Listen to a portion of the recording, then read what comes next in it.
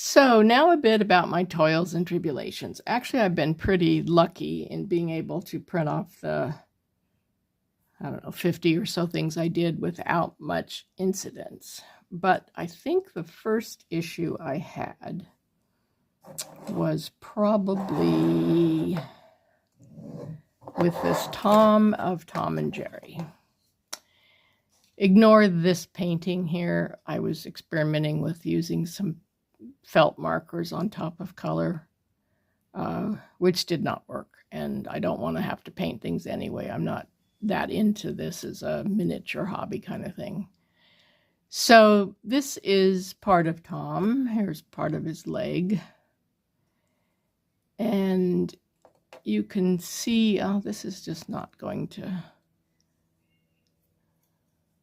focus very well. But obviously this gash through his head is not normal. And up there and down here. And no one seems to know why that happened. I did post on Facebook and I got, 50 different answers, which, like most Facebook groups, many people don't have a clue what they're talking about. But what was interesting is this was with a brand of gray that I had never used before. Actually, I had never used that brand at all. I've tried to use brands that are the same as the brand of my machine, but there were some colors they're just out of. So this was an Anycubic brand, which is supposed to be a good brand. And when I printed gray by itself, like I started with using that filament from my gargoyle, and he turned out great. I mean, all that definition, and he's good size, and everything was hunky-dory. So then I moved to Tom, and I had all these issues. And I didn't have enough sense to, or didn't know at the time yet, to monitor it closely enough. If I monitored and had found it happening there, I would have just stopped it. But I was just kind of cursorily checking in to see if it was still printing. And so that was something I've learned I need to be a little bit more vigilant on. But, because it was a waste of time. But anyway, and then this piece was all skewed weirdly that didn't attach there, and so it completely fell off. Now, some people say the problem is this grid fill, because the head has to cross over itself and sometimes gets confused. And so I've changed my profile to use a different pattern of an infill, which is more a gyroid, it's called. But I don't think that's a problem because it was just weird. This gray worked fine most of the time by itself, but whenever I used it in two colors or more, it failed. So the next one after this I tried were a couple of the little hippos or the little brontosaurus just in gray, and they were fine. So then I went back to, okay, let's do a multicolor one again, which is just two colors. And the same thing happened on this one. Come on, focus. Why will this just not focus? So this poor little guy made it all the way up to there and then had that same layer separation with the gray. The blue's perfectly fine. Most of the gray's fine. So, what the heck? So that was frustrating. So then I thought, okay, I'll try some more grays. I tried a few separate grays, and some worked, and some actually it was just printing in air. But I found a setting that should detect that and let me know. But clearly it seems like there's some issues with that gray. So I abandoned it, wrote a nasty review, and the company actually did refund my money and were very decent about everything. So I may give that brand a try again. They also gave me a bunch of temperature settings and flow settings that I think I'm probably using, but I might try anyway. Because again, if it works most of the time on a single color, the flow settings shouldn't be making a difference on the multicolor. I mean, I think it doesn't make sense. But anyway, I thought for kicks I would reduce the size and try it again.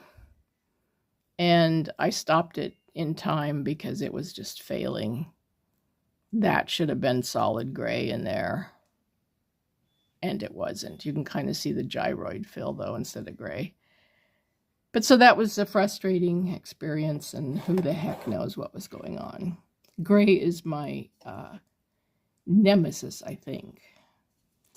Because then I bought a different brand and printed off that mouse last night. Where is the little cute mouse? He was in the other video. But, oh, where is he? Hang on a sec. Here he is. This cute little mouse. I think there are issues with the model itself, though, because this pretty thin around the ears and some gaps, which I do think is the model and not maybe the filament, but it could be the gray. This thing stopped about here and said it was having anomalies with feeding the gray. And so I had to unload and reload the filament and then try again, and it got a couple more layers and then had to do that again. I had to do that 4 or 5 times, which was really, really frustrating. And it happened to be the gray, even though the gray is now a different brand. I think this brand of gray was, I don't remember. I'll have to look.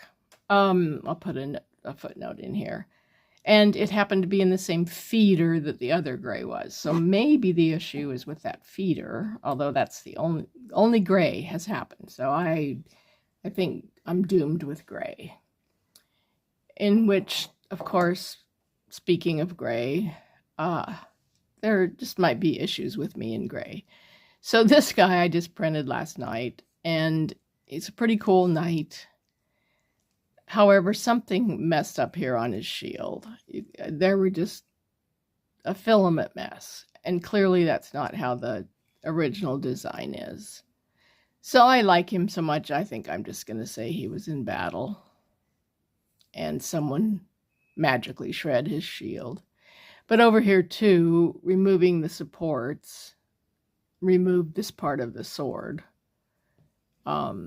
And I think that's indicative of the model, but it was a lot larger to begin with, excuse me, and I reduced the size. And so I need to, and I tweaked the supports to be thinner, but I think it's either the model, or I need to print it bigger, or I need to not print it in gray, or I need to learn more about supports. I've already increased what's called the Z distance and made the supports thinner, but we still had his issues. Although the supports came out from under there fine, and under his cape fine. So I don't know. And then I saw this cute little, where's one that's got at least part of an arm? This cute little knight. I made him smaller than he normally was, I think, but he's meant to be mini. But you can see he's a Monty Python knight here because he's missing his right arm, or his right hand. Here he's missing his right arm completely. Here he's missing his right arm completely. And here he's missing his right hand. And I think a lot of that is just the way the supports were. It was a pain in the neck to get the support from under that, but that worked. This is pretty flimsy, but at least it's still there. But this sword just did not make it with supports. The supports were as thick as the sword was, and this is how it was supposed to be. So I think that's maybe the fault of the model, not so much the fault of, could be the gray, but I think not. I think it's just the model and the supports, and that's kind of too bad, but you know.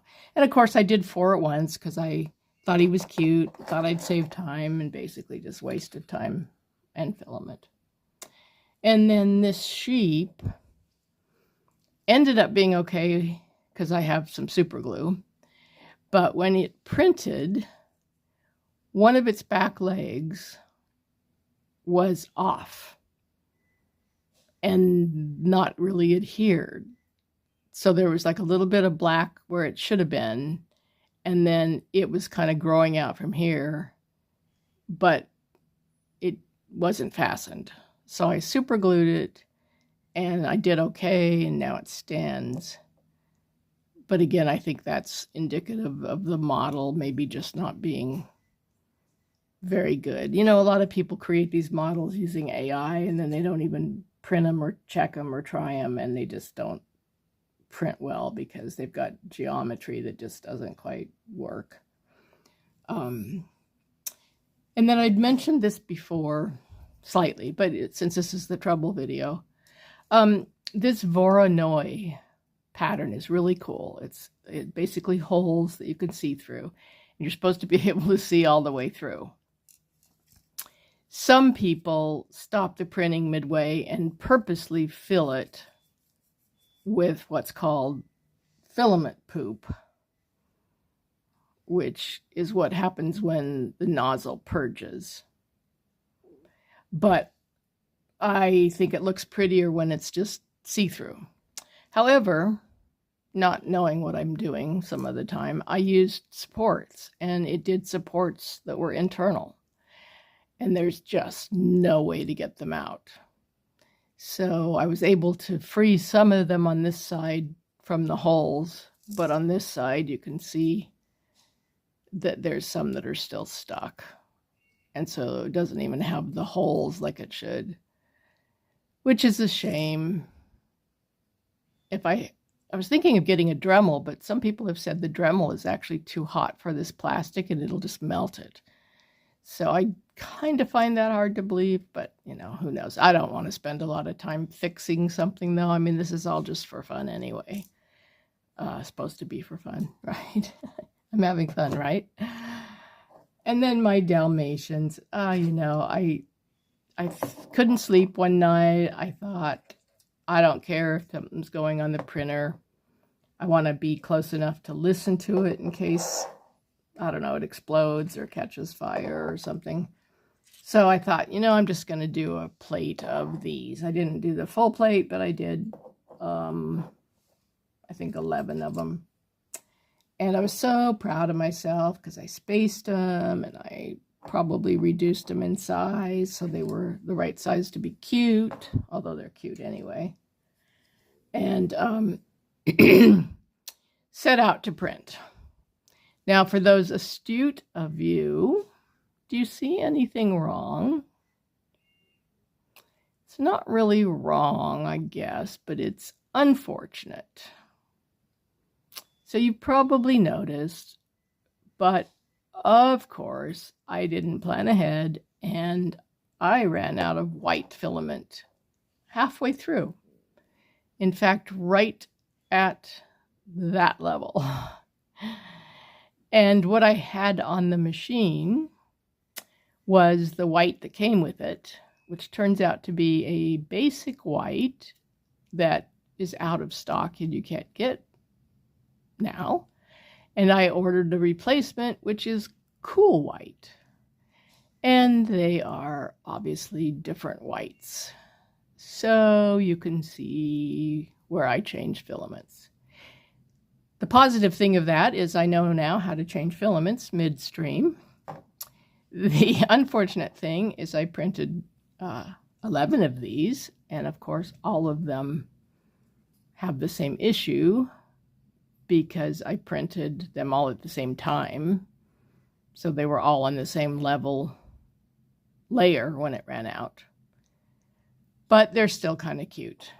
What I will probably use them for, and many other things, because obviously I'm coming up with way too much stuff, is there's a group called 3D Acts of Random, or 3D Acts of Random Printing Kindness or something, where people print off little things like this, put them in a bag with a little note that say, hey, you found me, this is just to brighten your day, and they leave them at various places around stores and parks and playgrounds and things like that. So I may just do that. And they're still cute, but it is unfortunate. So those are some of the trials and tribulations I've had.